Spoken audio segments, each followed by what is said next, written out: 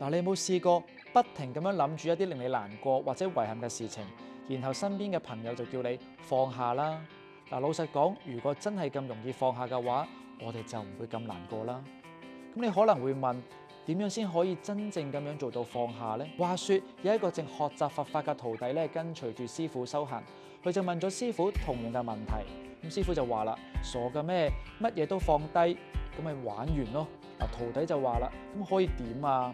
咁師傅就問咗徒弟一個問題：你可唔可以要一個街頭嘅流浪者心甘情願咁樣放低一個10蚊嘅硬幣啊？徒弟就話啦：咁當然冇把握啦。咁師傅又再問啦：咁如果你拎一粒石頭，可唔可以換到佢手上嘅硬幣啊？徒弟就答啦：咁當然唔得啦，石頭都唔值錢。然後師傅又再問多條問題啦：咁如果你拎一張100蚊嘅紙幣同佢換，嗱，人放唔低咧，總係有一啲唔同嘅原因。而其中一個原因咧，就係往往得唔到更好，滿足唔到自己內心嘅需求。